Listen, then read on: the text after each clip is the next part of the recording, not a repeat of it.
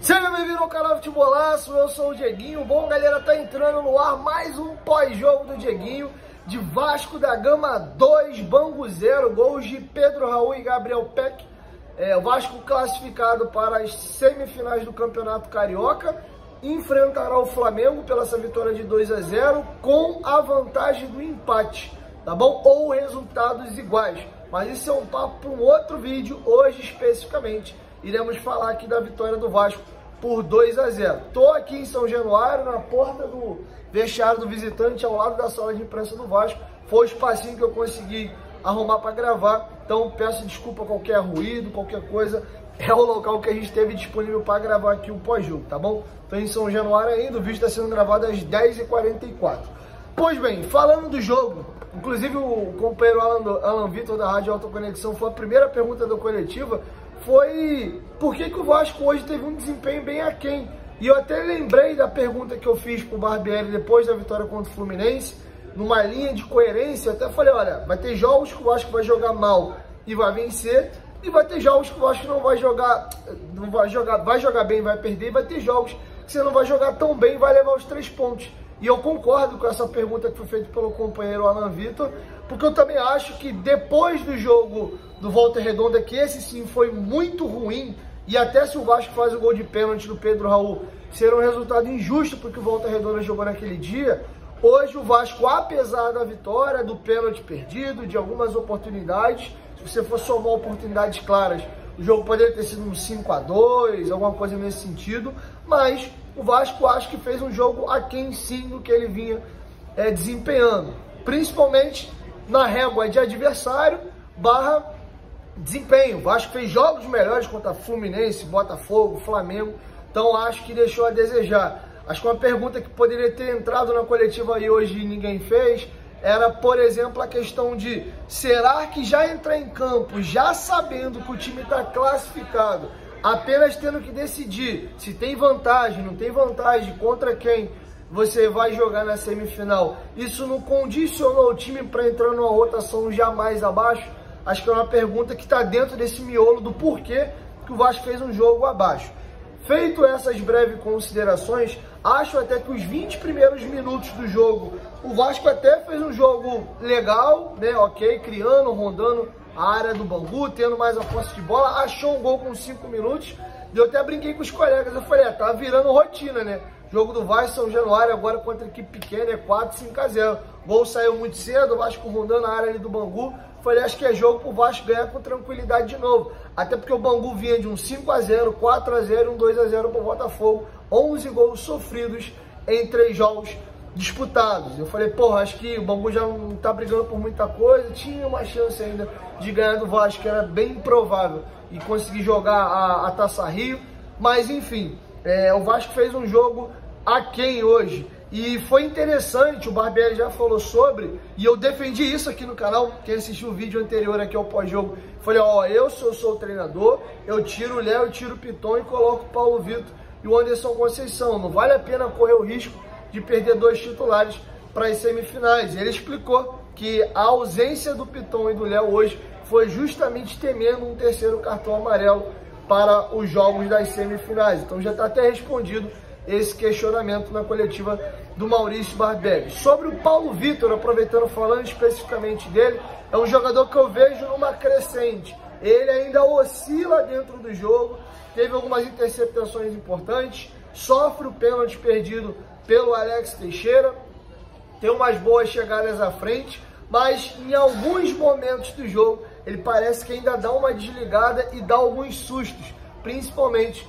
no setor defensivo. Mas se você pega o Paulo Vitor de 2023 em comparação ao Paulo Vitor de 2022, eu não tenho dúvida que ele está com a seta para cima e é um jogador que teve uma crescida e não à toa furou a fila do Edmar. Hoje o Edmar é o 3º lateral do elenco, a gente não sabe em que hierarquia vai entrar o Riquelme quando ele retornar da sua contusão. Não sabemos também se o Paulo Vitor tem vida longa no Vasco, ele pertence ao Inter, está emprestado pelo Vasco até junho, mas enfim, acho que o Paulo Vitor cresceu um pouco aí dentro dessa expectativa que tinha principalmente no ano passado.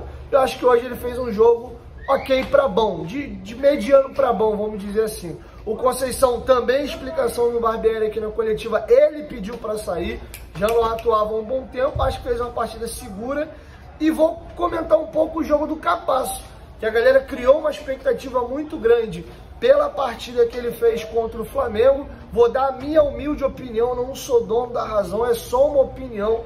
Eu acho que a galera até supervalorizou a atuação do Capasso contra o Flamengo. Acho que ele fez uma estreia boa, tá? Mas não para isso tudo que fizeram também, tá? Acho que foi positivo, chegou mostrando que tem personalidade, deu uma ombrada no Gabigol, teve algumas machadadas, algumas divididas, mas não foi tão exigido no duelo contra um. Ele teve muitas rebatidas interessantes e hoje era um jogo que eu queria vê-lo melhor. Já começando o jogo, ele se mostrou esse zagueiro que rebate, corta bastante bola, costuma estar bem posicionado, às vezes corta até de carrinho, mas deu para ver que ele não é um zagueiro muito veloz. Teve uma jogada de um lançamento nas costas dele, que o jogador arranca, vai dentro da área, ganha dele na velocidade e na hora de finalizar ele dá uma paulada na bola e isola. Até era uma chance de perigo, o Bangu poderia ter empatado o jogo ali. Então, aproveitando, vendo um pouco mais o Capasso, acho que ele com o Léo complementa. O Léo é um zagueiro de saída de jogo, muita velocidade,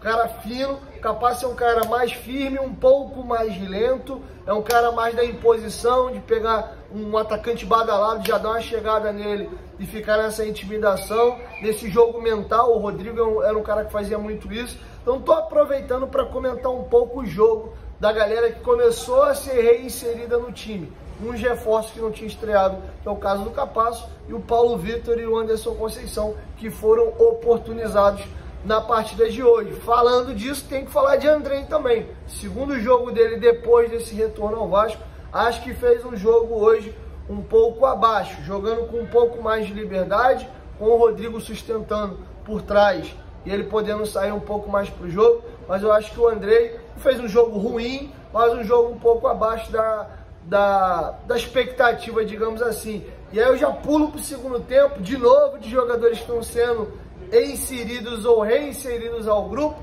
O Marlon Gomes acho que fez um jogo bem melhor.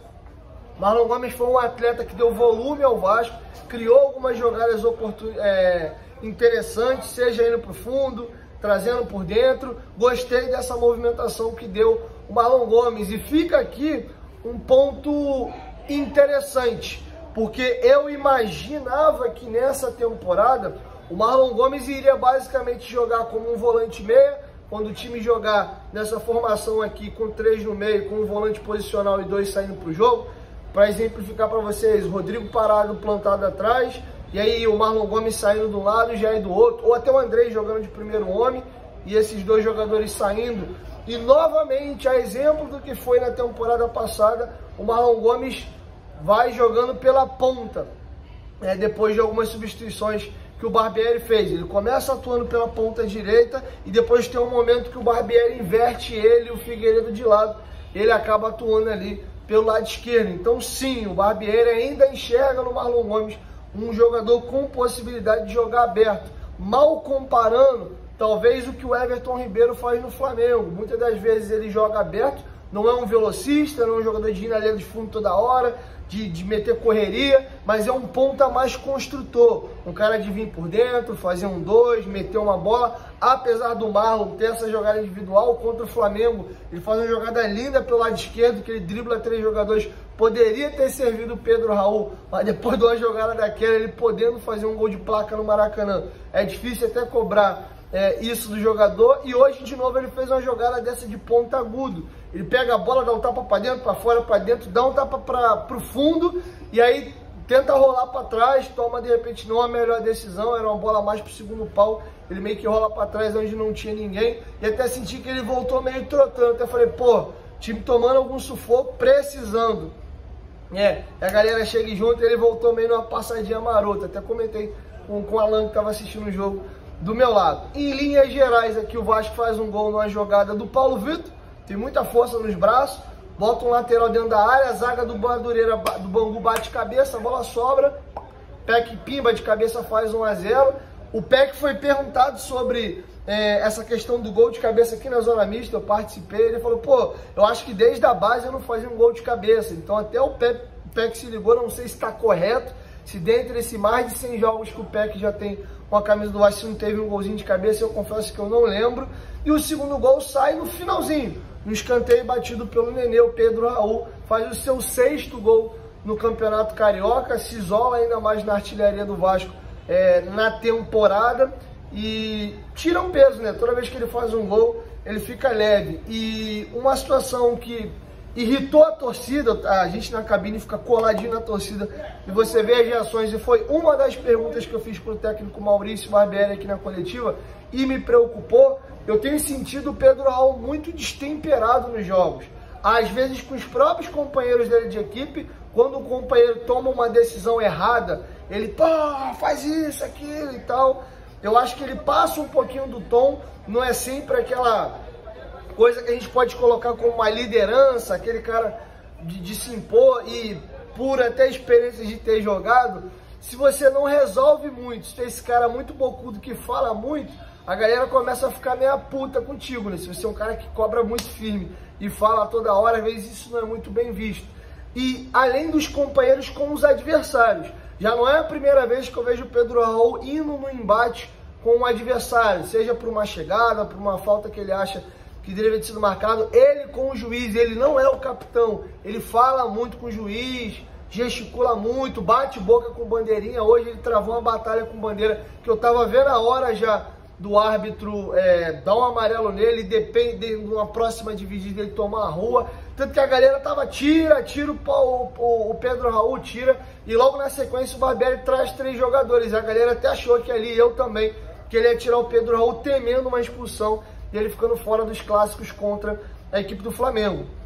Mas o Barbieri, na pergunta que eu fiz para ele, ele falou que tá tranquilo, né? Acho que o Pedro sabe até onde ele pode ir, mas isso tem me preocupado sim. Eu acho que muitas das vezes ele passa um pouquinho do tom e isso em algum momento pode acabar sendo prejudicial. Nos clássicos, principalmente, tem muito essa questão dessa batalha emocional, da questão da provocação, então é algo que me preocupa. Finalizando esse ciclo de campeonato estadual, caminhando para a reta final, passando a Taça Guanabara e chegando agora às decisões, eu acho que o torcedor começa a ter uma expectativa mais alta em cima do time do Vasco, tanto de time titular como também de grupo. O Barbieri começa a dar a cara dele, se mostra um cara versátil, não é preso a um esquema tático só, às vezes com 3 volantes, às vezes com 2 volantes e um meia de armação, às vezes um ponta mais construtor, às vezes muda um pouquinho, tem diferença. Teve partida que ele saiu com a linha de 3, que foi o jogo do Resende. Ele tem se mostrado esse cara que se adapta ao adversário. Então tem muito ponto positivo, mas não sei se já ciente da classificação,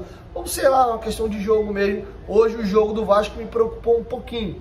A qualidade do time deu uma queda importante, mas importante é que o resultado veio. Então é isso, galera. Esse é meu pós-jogo, minha análise hoje de Vasco da Gama 2, Bangu 0. E é isso. 1, 2, 3, futebolaço, tamo junto, família. E amanhã, próximo do almoço, a gente chega com a nossa primeira edição. Tamo junto.